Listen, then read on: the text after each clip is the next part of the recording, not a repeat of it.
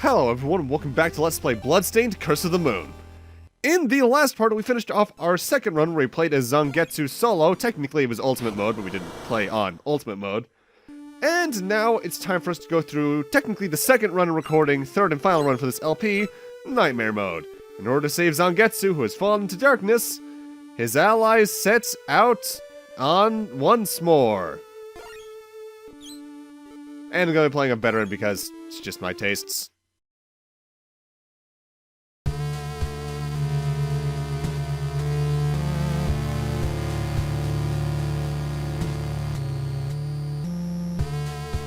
At Journey's End, Zangetsu protected his allies at the cost of succumbing to the darkness. In order to stop him, his allies venture forth once more. They may have to take their ally's life, but can they still save his soul?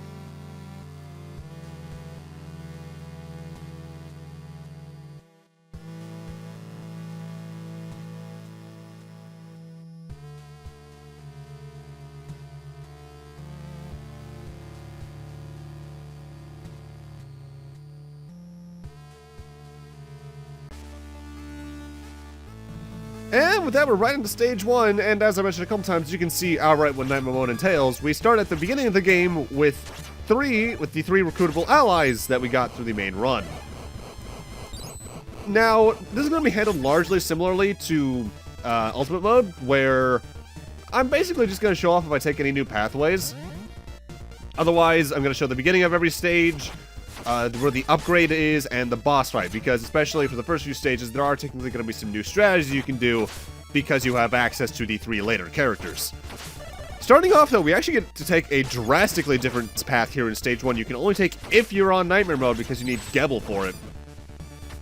And this is interesting because this is actually where the upgrade for the stage is. We couldn't get it on the first couple of runs here. Ultimately, Nightmare Mode on this stage is probably the most interesting way to play this stage because, especially after the first couple runs, like the way I've done this LP, there are so many pathways you did not take before and quite a few shortcuts. We also get to fight quite a few later game enemies through this mode because thanks to this particular character setup, there's now pathways we just couldn't take, period. In the first few stages, and because they know that you'd be on Nightmare Mode to access them, they realize, you know, they probably know what they're doing enough. We could probably play some later game enemies here. And there's going to be a couple of cases of that. You can also grab, at this point, in every stage, there is now going to be a green lamp that has Alfred's lightning sub-weapon. In particular for this stage, I actually skip it because of the path I take. But it's on top of the train, yeah, it's just on top of the train during the, the third to last screen of that stage or whatever. Right above here, actually, is where it is. But I'm going to take this pathway because we haven't seen this before. It's extraordinarily short. Though on that note, I should note, compared to the previous playthrough, the earlier stages are going to end up taking longer than the later stages because, thanks to having 3 characters to start instead of 1, 2, and then 3, there's a lot more pathways in stages 1 through 3 that you couldn't take before that you can now. Either way, as I noted during the final boss of the previous playthrough, which was technically Ultimate Mode, but not really, on Ultimate Mode and Nightmare Mode, the bosses do change up their patterns a little bit to be a bit harder. Glutton Train's main differences start from its fireball attack that rains from the sky. When those fall from the sky, they will now leave little residues on the ground that you can destroy by attacking them, that otherwise will just there to be more hitboxes. Additionally, upon finishing that attack, Glutton Train will charge up another fireball attack from its belly, but unlike the main one that just goes halfway across the screen, this one charges for longer and goes all the way. So make sure you're a bit more ample on your feet there, but otherwise, you should be relatively fine. As you can tell by my HUD, this is my second time with this boss fight because I was very focused on just using Gebel, but that didn't exactly end well for him. Honestly, I'd argue that Nightmare Mode, aside from its harder boss patterns, is overall the easier mode of the game between normal, Nightmare, and Ultimate. Just because having so many character options and health bars from the start makes the early game that much easier. And that means you can grab the upgrades more easily, making the end game ultimately feel easier by the time you get there. Desperation attacks do not change on Nightmare or Ultimate mode, though, so just get into usable position, and you are safe. Stage 1 on Nightmare mode. It's probably the easiest version of Stage 1 because you have just so many more options comparatively. I will say that there are some bosses in this game, though, seeing me do it there, where the Scythe is arguably the better sub-weapon, just because you can be more at a distance and keep yourself safer. Stage 2 is another route change compared to the other ones, because thanks to Gebel, again, there is another pathway we can take that we couldn't before. We could see the entrance to it, but we couldn't even access it no matter what.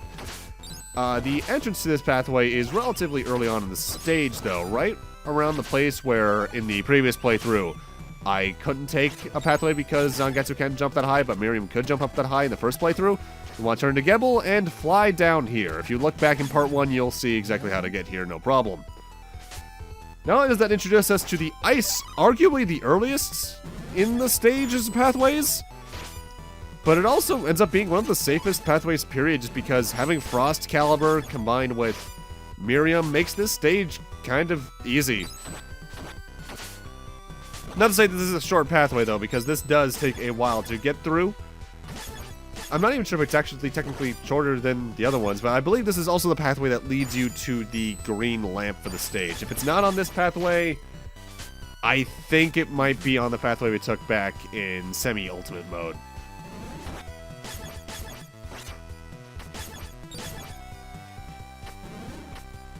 If there's one thing I can really value about this game, though, even though it still has the Castlevania locked-in jumps once you start them, the attack delay feels just right. And what I mean by that is, like in Castlevania, when you press the B button to use the whip, it takes not a second, but like a brief moment just because you have to charge your whip up. In this game, it's still there, but the snappiness of the controls just makes it feel so good. Because outside of your locked-in jumps, the game controls like a dream. I have to often wonder to myself, though, at least when playing this game, is my ideal game of this particular type of platformer this kind where there's multiple stage pathways and it all depends on how well you play it, like a Sonic game, which path you end up taking, whether or not it's easier, harder, longer, or shorter? Or would I prefer if they just did a really well-designed, each stage is an extraordinarily linear pathway a la Castlevania 1 and 3? And honestly, I can't decide, because both have their merits. It's the difference between, in a way, playing a Sonic game and a Mega Man game, as odd as that sounds in terms of level design ideas. And I love both series so much that I actually can't make a prime directive on which one I like more. That's not the right term, that's a Star Trek thing. Well, you get what I mean. I mean, ultimately, Mega Man is my favorite franchise, but like, if every game played like Mega Man, there would be no creativity, I guess is the way to put it.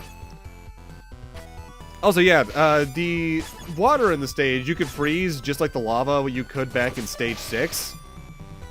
But obviously, you didn't have Alfred the first time you were here, so you couldn't have the ability to do this. I do find it weird that destroying the water and lava terminates even the source of the water based off how far the ice destruction spreads. But, Either we're coming up on the end of this particular split pathway. It actually drops us relatively close to the end of the stage, but not as close as if you had taken the other pathway, I believe, that we took back in... actually, is it shorter than the one we took back in the first playthrough? I'm not sure. Grab the ammo up, and now it's time for Falacor. This is... surprisingly, not that much harder of a fight on Nightmare mode, but also it is? It's hard to explain. First off, I swear the bubble attack goes on longer and is overall faster. There's more icicles to fall on the ground that you need to watch out for, but they also means there's more platforms to avoid that particular jump. Though I think that jump might be generally harder to make. Whenever it's trying to rush onto the ground to you, there's now 3 rocks that fall onto it, so you need to stand just off of the center to either side of the rocks. And I think there's more of a shockwave when Falacor lands on the ground, so you need to watch out for that. This particular attack, though, doesn't change much at all. I think there's just more bubbles to destroy, period. That is kind of how some of these bosses work. Sometimes their attacks are faster, sometimes their attacks are just more, and other times their attacks just have new effects. That's generally the three things you're going to see with this. Alright, let's see if I can avoid you by going all the way up. Ah! That attack is super hard to avoid if you forget you can attack it to divert it, which I did in every single playthrough. Whoops. Stage 3 arguably gets the largest change out of any compared to the main playthroughs, even more than Stage 1 with the new pathway. Because starting from the second screen, we're on an entirely different pathway for the entire stage. Now, there is one mode I've neglected to mention throughout the LP, and that's Boss Rush mode. You don't actually unlock it until you've beaten all three of the main playthrough styles, Normal, Nightmare, and what we did in the previous playthrough where it's Zangetsu killing everyone. But it's essentially what it says on the tin. It's a Boss Rush mode where you face every boss in a row. However, it does have one unique thing in that it has a bit of a room inspired by All-Stars mode from Smash, or the Arena mode more accurately from any of the Kirby games, where in between each boss, you're in a single room with a teleporter, every sub-weapon in the game, and 2 recovery hearts. So you can bring whatever sub-weapon you want into whatever boss fight. However, it's worth noting that by default, each sub-weapon and recovery heart is only usable once. You can only, say, bring the triple daggers into one fight, and then it's gone. That means you need to make sure you know what boss fights you prefer to have what sub-weapons for. Which makes for an interesting challenge all the same, but you actually don't get anything for beating Boss Rush aside from a trophy and a giant screen that says, "Congratulations!" Also, by default, the bosses are also set to the normal mode patterns, but there are cheat codes to do some different things with the mode. By holding a square on PlayStation when selecting it, the hearts and sub-weapons replenish after every battle. Holding triangle makes your weapon points completely infinite, so you have infinite ammo. Holding L1 brings on the Nightmare mode difficulty patterns, and holding R1 puts you into fully powered up Zangetsu. So you can technically do this with any playstyle, but it's just a boss rush with not much else to it. For those of you who like that kind of challenge, it's there, but not to my interest. Boss rushes to me need to either serve a purpose in unlocking something, or be required by main story, because then I at least have to, do it. I'm looking at you, any Mega Man game ever, and Devil May Cry, now that I think about it. Really, just Capcom games in general. I don't know what their fetish is with that, but that's there. Also, having the lightning sub-weapon for early game really makes the stages a non-issue. Because you can just stand there with Alfred as long as you have enough weapon ammo and just go, haha, no thank you.